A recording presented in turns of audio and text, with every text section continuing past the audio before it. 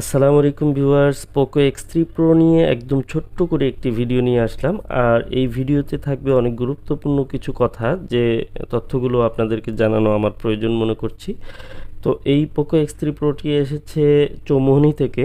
এই ফোনটি ডেড কন্ডিশনে আছে। এই ফোনটির মূলত যিনি ওনার, উনি জানিয়েছে অন্য কোথাও একটু দেখিয়ে জাস্ট ব্যাটারিটি চেক করেছে। এছাড়া দেখুন সিপিইউর অংশটি এবং পাওয়ার সেকশনটি সম্পূর্ণ ইনটেক আছে, কোনো কাজ করা হয়নি। তো আমি কাজটি একদমই সুন্দরভাবে করার চেষ্টা করব, কারণ এ ধরনের ইনটেক ফোনগুলো পেলে আমার কাজে একটু আগ্রহটা একটু বেড়ে যায়। আর যে ফোনগুলো আসলে ঠিক হয় না, সেই ফোনগুলোর বিষয়ে একটু কথা বলবো। অনেকেই আছেন ভাবেন যে ফোনটি কোথায় দেখাবেন কোথায় দেখাবেন। তো আমি এই কথাটি এর আগেও বলেছি যে যারা আইসির খুবই ভালো এক্সপার্ট টেকনিশিয়ান, যারা আইসির কাজ করেন বেশি বেশি, এবং কি সিপিইউ, ইএমএমসি, এক কথায় বড় বড় যে আইসিগুলো রয়েছে মাদারবোর্ডে, এই ধরনের আইসির কাজগুলোই প্রতিনিয়ত করেন। এই ধরনের টেকনিশিয়ান ছাড়া আপনারা এই পোকো X3 প্রোর আইসির কাজ কোথাও করাতে দিবেন না। আর যারা কাজ করছেন কিন্তু তাদের কাজের হাত কেমন আছে এবং কি তাদের সাকসেস রেটটি কেমন আছে, এই বিষয়ে যদি আপনারা জানতে পারেন তারপর কাজটি করতে দিবেন। কারণ হচ্ছে আমি রিসেন্টলি এই যে ফোনগুলো পেয়েছি, বেশ কয়েকটি ফোন আমার হাতে এসেছে যেগুলো ইতিপূর্বে কোথাও না কোথাও দেখানো হয়েছে তারা সিপিইউটি রিভলভ করেছে বা সিপিইউতে হিট দিয়ে ডেড করে ফেলেছে, সিপিইউটি একদম ননসেন্স হয়ে গেছে।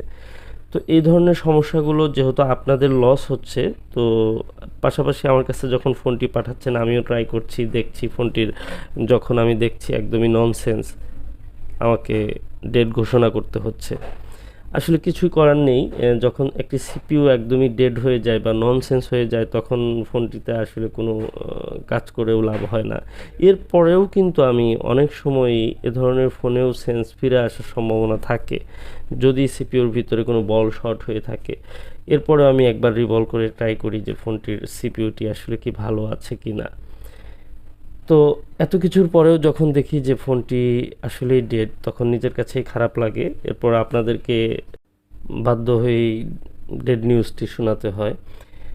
তো যেহেতু একটি ফোন রিপেয়ার করার পর আমার কাছে যখন আসে, তখন আমি ফোনটিকে পূর্বের যে কাজগুলো, সেই কাজগুলো নিয়ে অনেক স্টাডি করি যে কি কি করা হয়েছে, কেন ডেড হলো বা কেন রিপেয়ার হলো না। কারণ আমি দেখেছি 99% ফোন যেগুলো হঠাৎ করে ডেড হয়ে যায়, এই ফোনগুলো কিন্তু সিপিইউ রিবোলিংয়ের মাধ্যমে আমি প্রবলেম সলভ করি। এখানে দুইটি কন্ডিশন তৈরি হয়। এই সিপিইউ রিবোলিংয়ের পূর্বে আমি যখন সেন্সটি চেক করি, কিছু সেন্স থাকে 4-5, এই 4-5 সেন্সটি আসলে সিপিইউ থেকেই আসে। তখন সিপিইউটি রিভলভ করার মাধ্যমে 100% এই প্রবলেমটি সলভ হওয়ার সম্ভাবনা থাকে। আর হচ্ছে 16-17 এরকম একটি সেন্স করে, তখন ইডিএল মোডে থাকে বা কোয়ালকমে অনেক সময় কম্পিউটারে বুট করে, বা বুট না করলেও এটি র্যাম থেকে ফল্ট হওয়ার একটি পসিবিলিটি থাকে। তো যাই হোক, এই দুইটি সেন্সেই আমরা কিন্তু সিপিইউ রিবোলিং করে থাকি। এছাড়া যদি আপনার মাদারবোর্ডে ফুল শর্ট থাকে, আছাড় পড়ে বা লিকুইড ড্যামেজ হয়, অন্য কোথাও সমস্যা থাকে, সেক্ষেত্রে আপনি ভিন্ন একটি ট্রিটমেন্ট দিতে পারেন। আর যদি সফটওয়্যার করতে গিয়ে ফাইল ক্র্যাশ হয় বা অর্ধেক সফটওয়্যার হওয়ার পরে ডেড হয়ে যায়, এ ধরনের কিন্তু ফোনগুলোতে আপনি সফটওয়্যার ইস্যু ভেবে সফটওয়্যারের কাজগুলোই করা উচিত। আসলে কখন কোন কাজটি করতে হবে সেটি কিন্তু আপনার ফোনের কন্ডিশনের উপর নির্ভর করে। আর এই জিনিসটি ভুল করে ফেলেন অনেকে আছেন যে হার্ডওয়্যার ইস্যুকে সফটওয়্যার মনে করে কাজ করেন, আবার অনেকে আছে সফটওয়্যারকে হার্ডওয়্যার মনে করে কাজ করেন। অ্যাকচুয়ালি তাহলে আপনারা সাধারণ পাবলিক যাদের ফোন প্রবলেম হচ্ছে, ইউজার যারা আছেন, তারা কি করবেন? তারা আসলে কোথায় নিয়ে যাবেন বা কোন জায়গায় তারা সার্ভিস করাবেন?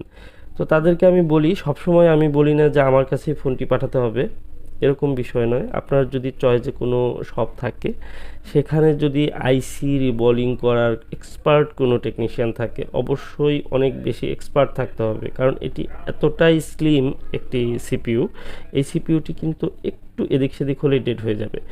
তো এ ধরনের সিপিইউ এখন বর্তমানে ডাবল ডেকারের যে সিপিইউগুলোর কাজ যারা অ্যাভেলেবেল করেন, অন্তত দিনে 2-3টি করেন অথবা একটি করেন, তাদেরকে দিয়ে এই কাজটি করালে আমার মনে হয় যে আপনার ফোনটি ভালো হওয়ার একটি চান্স আছে। এছাড়া যারা ট্রাই করছেন তাদের দিয়ে যদি এই ডাবল ডেকারের কাজটি আপনি ট্রাই করেন তাহলে আপনার সিপিইউটি কিন্তু ডেড হয়ে গেলে পরবর্তীতে আর কিছু করার থাকবে না। কারণ অনেকে ভাবেন যে এটি এখানে দেখাচ্ছি, না হলে হয়তো অন্য কোথাও দেখাবো। তো আমি বিষয়টি ক্লিয়ার করে দিলাম, কারণ ডেড ফোনগুলো আমার কাছে আসছে, সেগুলো আবার ট্রাই করি, মন খারাপ হয়ে যায়। সেজন্য আপনাদেরকে মূল বিষয়টি খুলে বলার চেষ্টা করলাম। আসলে আমি এখানে আমাদের কোনো টেকনিশিয়ান ভাইদেরকে ছোট করার জন্য বলিনি, কারণ আমি অ্যাভেলেবল এই কাজগুলো করছি। আমি আসলে জানি যে সিপিইউ রিবলিংয়ের মাধ্যমে এই প্রবলেমটি সলভ হচ্ছে, সেই কাজটি কেন আবার মাঝে মাঝে হচ্ছে না। কারণ হচ্ছে যে সিপিইউ রিবলিং করার ক্ষেত্রে কিছু সিপিইউ আছে একদমই ডেড হয়ে যায় বা ওভার ক্লকিং অথবা ডেড মোডে চলে যায় সিপিইউটি, সেটি খুবই কম, শতকরা 2-1% এরকম আমি পেয়েছি। এছাড়া ম্যাক্সিমাম সিপিইউ কিন্তু আমরা সুন্দরভাবে রিভলভ করার মাধ্যমেই সলভ করে ফেলতে পারি, ডেড মোড থেকে রানিং মোডে নিয়ে আসতে পারি। দেখুন এই সিপিইউটি আমি সেন্স পেলাম, কীরকম এলইডি ব্লিঙ্ক করলো, আমি কিন্তু দেখেই বুঝতে পারলাম যে এই সিপিইউটি ভালো আছে, এখন আমার পরবর্তী র্যামটি লাগালে এই ফোনটি রান হবে। এই যে একটা আত্মবিশ্বাস, কনফিডেন্স আমার মধ্যে তৈরি হলো, আসলে এই জিনিসটা অনেক টেকনিশিয়ান ভাই যারা কাজ করেন তারা স্টেপ বাই স্টেপ হয়তো চেক করেন না। তাদেরকে বলবো যে আপনারা যারা এই কাজগুলো করছেন তারা অবশ্যই আপনার হ্যান্ড স্কিল যদি ভালো থাকে তখনই এটি ট্রাই করবেন। এছাড়া আপনার যদি সিপিইউটি একটু ওভার হিট লেগে খারাপ হয়ে যায়, সেক্ষেত্রে কিন্তু সিপিইউটি ডেড হয়ে যেতে পারে। অথবা আপনার সিপিইউটি যদি আপনার স্ক্র্যাচ পড়ে, যেমন আপনার শোল্ডারিং আয়রনের দ্বারা আঘাত পায়, অথবা হালকা একটু বাঁকা হয়, কোনো চাপ লাগে, তাহলে কিন্তু সিপিইউটি ডেড হয়ে যাবে। আসলে অনেক কারণে একটি সিপিইউ ডেড হতে পারে। আর আমি যেহেতু এই সিপিইউর কাজগুলো অ্যাভেলেবল করছি, প্রতিনিয়ত অনেকগুলো করছি, সেই কারণেই আমার এই বিষয়গুলো একদমই হালকা হয়ে গেছে। আমি খুব ইজিলি মনে হচ্ছে কাজগুলো করে ফেলছি বা ইজিলি রিভলভ করছি, লাগাচ্ছি, হয়ে যাচ্ছে। আসলে এটা দেখে আপনারা অত সহজ মনে করবেন না। আর যারা ফোনের ইউজার আছেন তারাও কিন্তু ডেড হয়ে গেলে ভাবেন যে এটি একদমই সহজ একটি কাজ, সামান্য একটু সিপিইউটি রিভলভ করবে, হয়ে যাবে। কিন্তু এই কাজটি করতে কিন্তু অনেক বেশি ধৈর্য এবং কি অনেক বেশি কনফিডেন্সের প্রয়োজন আছে। তো যা হোক, আমার র্যাম লাগানোর পালা, অনেক কথা বলে ফেললাম। পোকো X3 প্রো নিয়ে আর কেউ যেন কোনো ভোগান্তিতে না পড়েন, সেই জন্য আমি আপনাদেরকে সতর্ক করলাম। আমি আমার জায়গা থেকে এটি করার প্রয়োজন মনে করেছিলাম, সেজন্যই বললাম।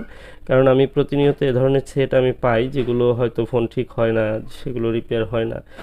4টি-5টি করে আমার কাছে প্রতিদিন ফোন আসে, কিন্তু সেগুলো কুরিয়ারের মাধ্যমে আসছে। ফোনগুলো হয়তো কোনোটি দেখানো হয়েছে, কোনোটি দেখানো হয়নি।